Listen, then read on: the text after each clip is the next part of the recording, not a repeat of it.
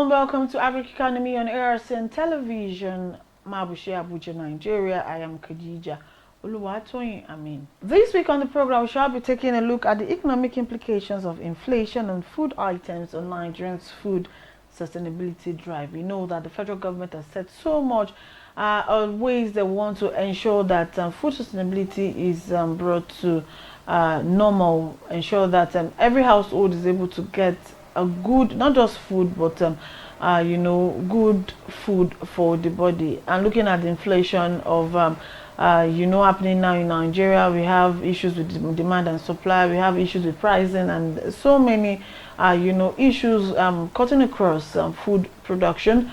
One can just hope and think that this is going to end sometime very, very soon. So I have an agric economist in the studio in the person of Nafisa Lawal. She's going to be taking us through what effects the food inflation in Nigeria presently is going to be having on the economy. Before we go and introduce our guest properly, we'll go on a short break. When we return, the program continues. Don't forget, the break is for us to introduce you properly to what our topic is. Listen to the report.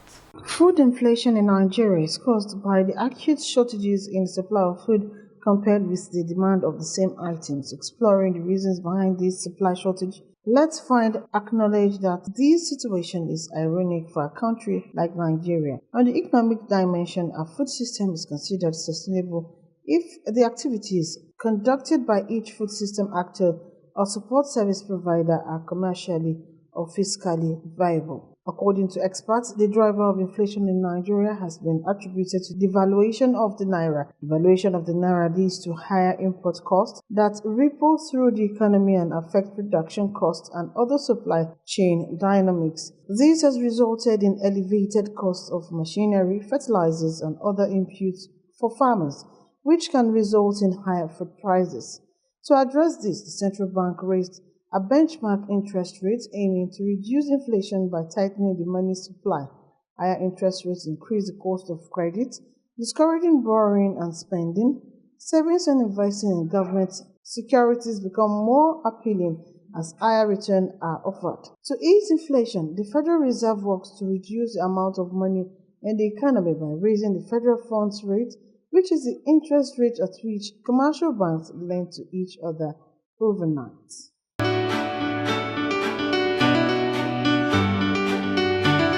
Welcome back. It's still the program Agric Economy on ARCN Television, and I am still your host, Khadija Oluwatoyin Amin. Like I said, we'll be looking at food inflation as it affects the economy, especially now that government is happening on food sustainability drive. And our guest on the program today is in the person of Ms. Nafisa Lawal. Welcome to the program. You're welcome. Okay. If, like I said in the introduction, so much has happened over time. We've seen prices of food skyrocketing, because it's not even just going up, it's skyrocketing. Yeah. Today you're buying a bowl of, or let me say mudu, how we call it in Abuja here, of grain for 1,200. Then you're going the next market, you're buying for 1,500. It doesn't guarantee that price of 1,500 still stands. Of what effect is this to our economy? Yeah, first of all, thank you for having me on the show. And what we should look into is why are we having food insecurity in the first instance? We should try to understand that our GDP and our growth rate keep increasing, and our major problem here in Nigeria, which is a developing country, is that we have low production compared to our imports. So our population keep increasing, and in terms of food insecurity, it's something that's continuing to be paramount, and we keep looking towards solutions for it. So there are lots of things affecting our economic and causing inflation. So one of the things is that we look at factors of production related to agriculture. So you know that most of the agricultural inputs we use here, because we have food change, our choice of food kind of change to what we eat in the past, and there's competition for what we competed to local food now. So now let's look at what we consume on daily basis, like tomato, rice, cassava, and the rest. You can see that we have more of our inputs being imports and which are determined by foreign currency. And one thing we should also look into is that why do we keep alarming for food insecurity in Nigeria? There are lots of factors apart from the economic. We should also look about the climate change. The climate change is affecting the farmers, and in which we need more of economic policies that will address these issues for farmers. On the other hand, what we should also look into is our farmers, like how the government subsidize their input for them. You understand? Okay. Lastly, I think in like 3 months there was this. There will be import free for agri produce, so that for us to have this kind of to cushion the effect of this food insecurity in the country. But at this stage right now, we are still facing more of food insecurity. And one very silent point that we need to talk about more now is post-harvest. Because now we have some food that are available, not as if they are much affordable, but compared to last 3 months, like tomatoes and the rest. So our government should look into post-harvest processes. But when we have some abundant food now, we can look into like drying of our tomatoes, in which can help us at this dry season or at the early. Mostly because tomato price is always very increased at the onset of rainy season. So when we have it, like when we have more supply now beyond our demand, we should look into how we can post-harvest and process this kind of input. Then another note we should not omit is the level of insecurity affecting our land terrain. When we look at in the last 2 years, the numbers of cultivable land, like hectareage, we put in production is quite different to what we have now. Why? Farmers are scared to go into the bush, you understand, to farm because there's threatening on their life. Another thing is that with the cost of increase, this subsidy that has been removed for fuel, we also need to look how do we annex this.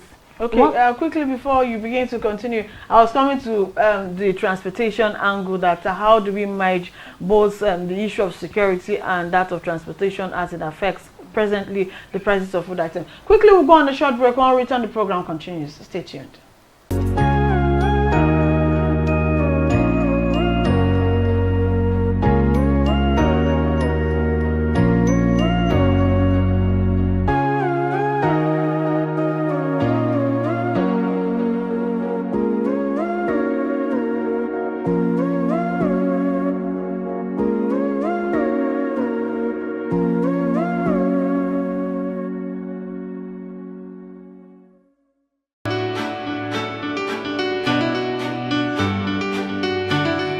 Welcome back. It's still the program Agric Economy on ARCN television, Mabushi Abuja, Nigeria. And we've been talking about the impact of inflation on the prices of food commodities in the market, especially in the face of food sustainability drive of the federal government.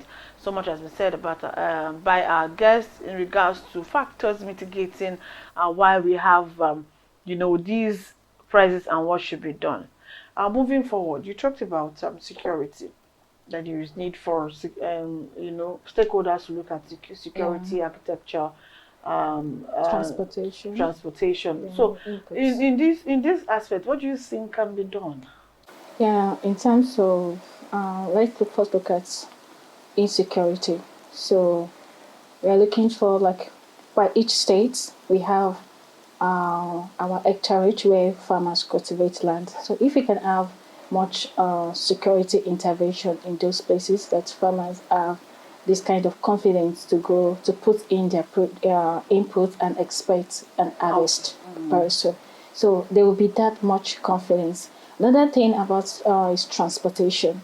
We all know that the fuel price is on high price, and moving food from one place to another, it seems to add more to inflation. So one of the alternative we can look at CNG, like converting our commercials. So like for agricultural produce now, instead of only we can also government can leverage on where we have commercial buses that are meant to move in agricultural produce from one state to another. So these buses can be on CNG. That's kind of a very, maybe a good idea for them to leverage on. Another thing we can also look into in terms of power that farmers look is like of solar. Like in terms of dry season farming, our farmers will need more of solar irrigation if it's possible for them to have access, yes, to water to irrigate their food. Because the major thing is that if you can have low cost of production, definitely the output will be affordable for by the consumers. And immediately there is increase in cost of production, the output is expected to be high. And when there is now issue of insecurity, not shifting the curve of production, meaning that we have limited people producing and where we have high demand, and that's what will lead to scarcity that we are experiencing now. So if we can have more confidence, our farmers can have confidence, someone like our farmers can have more confidence to go into their farm, and we can have more subsidized prices in terms of transportation, in terms of inputs, in terms of extension management. Don't forget, our extension officers also need security, because if there is insecurity threat in a particular farming area, you will not expect an extension officer to go to that place. And the issue of this climate change now, where farmers now need an updated knowledge on how to go about their farm patches, because their primitive knowledge is now challenging to what they know before and what is happening right now. So we need more of education knowledge, but this knowledge can only be done when there's a peace and harmony in the farming area. Okay, just talking about extension workers, I had a story pitched for an award. Fortunately, I didn't pick up the award, but being nominated as the second runner-up is actually, one thing that gives me the morale to continue. I went to some farmland in some part of the FCT, Guagua, so to say, and the women there complained bitter because most farmers there were women. They complain that they don't get to see extension workers. They are just farming. So what I'm trying to ask is that, is it that until you demand for these extension workers, or is it that these extension workers go to only government oriented lands and farmlands? Okay.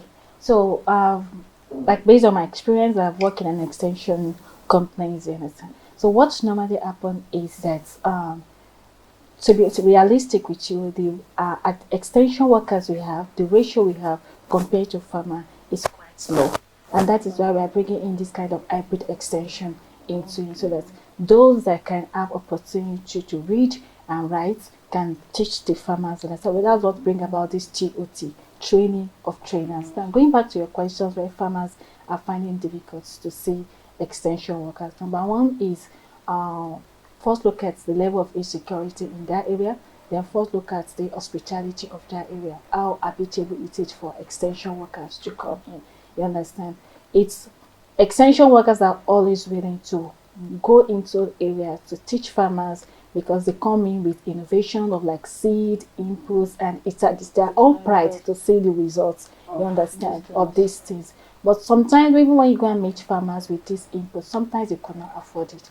And that is where we need a subsidized rate, or where we come with clusters of farmers like that, so you understand. So, and sometimes maybe there is not enough information to the extensions like that, because for every farming community we should have a local extension service agent that is managing the area. So that is ideally supposed to be, you understand. So it's after when your local extension cannot manage your work, that is when they move it to other senior extension department.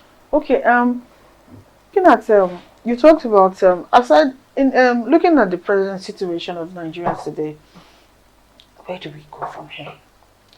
Okay, to be honest with you, based on my own farming experience, economic extension, okay, what I would suggest we should look into is our local production, and also we should also analyze our own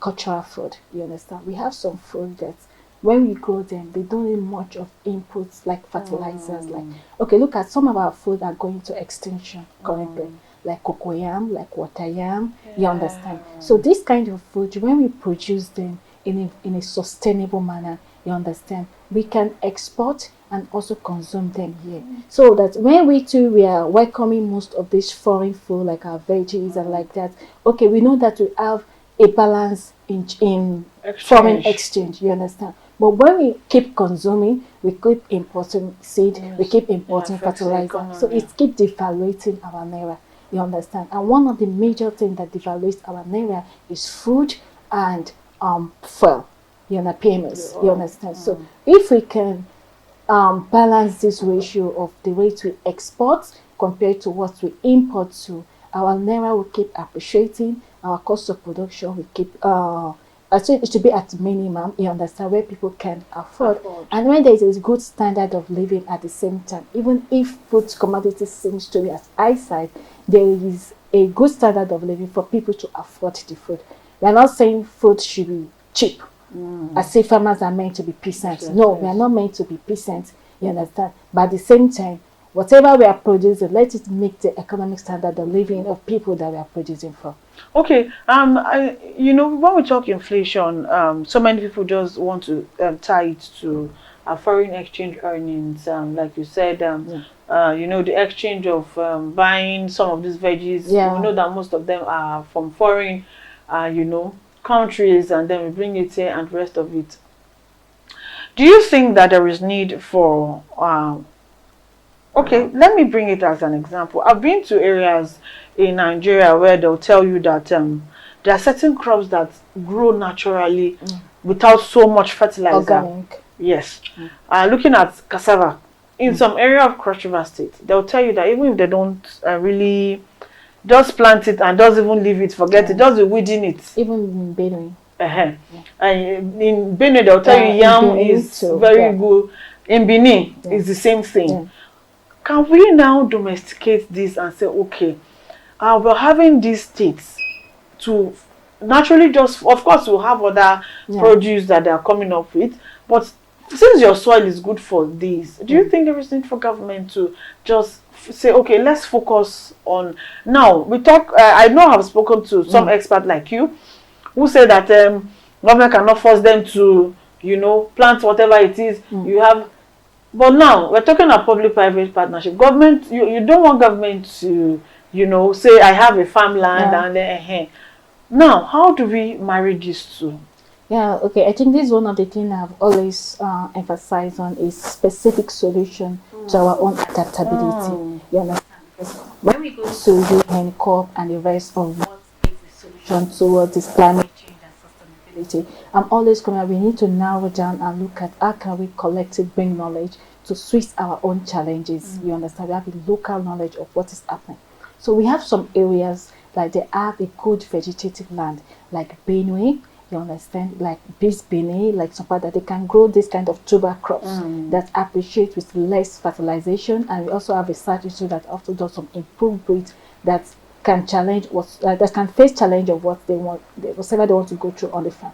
So what can happen is when there is appreciation for what you produce, you understand. So I've said it, like our local production, we have some native food that are going to extinction already, and this native food, they grow with less inputs, you understand, and technology practice, you understand. Can we harness on this, produce this, where we have categories of farmers that produce this, and we put it on a large scale where we also export them out to match our own to import, because there must be a bilateral relationship between two governments or countries like that. We cannot say no, we don't want anything from anybody. Yes. But when we want to exchange, there should be a balance whereby we don't that we don't there's a win-win situation whereby this our own local food will become a star plus in terms of export rate. Look at Ghana, they export their yam, they package it in and you understand. Another thing we also need to look at it is spray. They might not need fertilizer, but sometimes farmers to spray them, and this is what makes them to be rejected. You understand, at the foreign market. You get it. So what we can do when we are looking at, okay, when there's less fertilizer, since they doesn't need much fertilizer, probably it is pesticide. And we have other IPM practices, integrated pest management practices that are cost effective and they are more of eco-friendly. So when they spray this instead of the inorganic chemical, it makes this produce to be highly acceptable and marketable. It's this kind of attractive nature. So when anything we want to now import in, it's balanced where we have much export. And I'm saying that one of other things that also affect our naira devaluation is petrol. You understand? So if production, I said it, agricultural production, maybe like moving of produce from one place to another, they might produce this thing into less input, but when we bring in transportation to this, it skyrockets. So okay, there's initiative of this CNG, there's initiative of this electric buses. Okay, agricultural produce specifically, can we move them from one place to another under the CNG?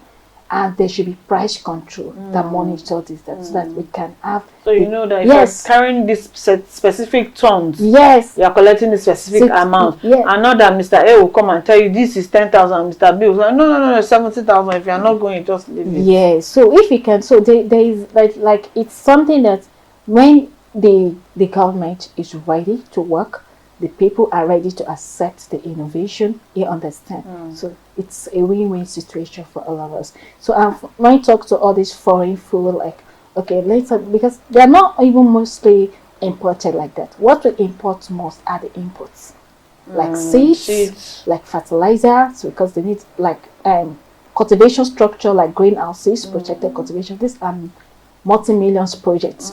You understand? So if you want to consume this kind of produce, you understand, okay, know that you are going for high taste.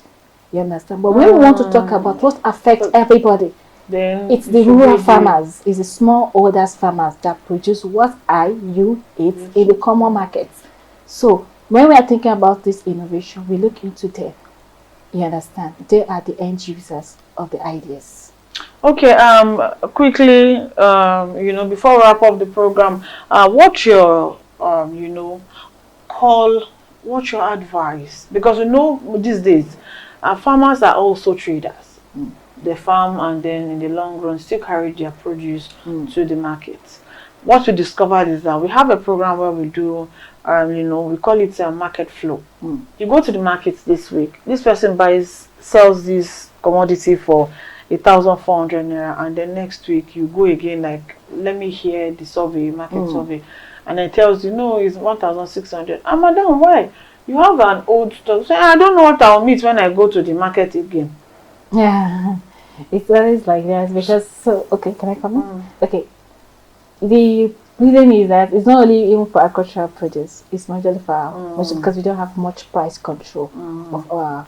So when you buy things, you feel like, okay, you just ask, what is the next price? You understand? It's like probably there's forecast that this thing is going out of season, it's going to increase. So people want to put that so it will augment what they will meet in the market.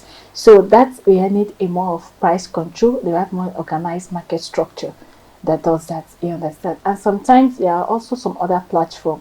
You understand, whereby you can get your agri produce either irrespective of the weather, irrespective of the forecast, and maybe they kind of try to have an average price. You understand?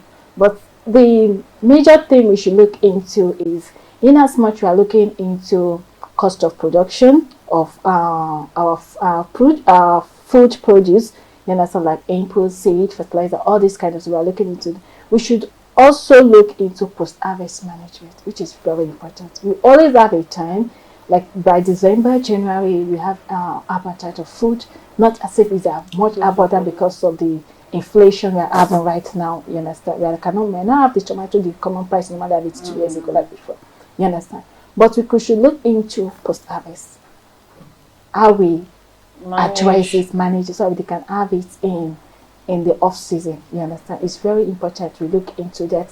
That's also helps us to cushion effect. Okay, on a final note, and one thing we should all consider is this act of home garden. Home garden will help a lot. So another thing we should also look at is sustainability aspect of this home garden, because at home garden we don't expect the use of chemicals, we don't expect the use of inorganic fertilizers. So we have some sustainability organization that produce fertilizers and they use that organic. So try to look into them, how they can do a starter package. Because for someone from home garden might not need like 50 kg of fertilizer. So we can have like 10 kg, 15 kg that helps them to manage our home gardens, you understand. So in this, it will at least meet our own steady level food demand. Please, I need that home garden for yams. Because the money I spend in buying yams We really. like yam. Okay, yes, that's it on the program for this week. Thank you for joining us on the You're program. most welcome. Okay, you've heard it. So much factors are behind this whole inflation thing, and as demand increases and there is no produce, the price will definitely it will go up. So that's it. That's how we see it on today's episode. Join us again, same time, same station next week as we bring you another educating episode. I remain your host, Khadija Oluwatoyin, saying bye for now.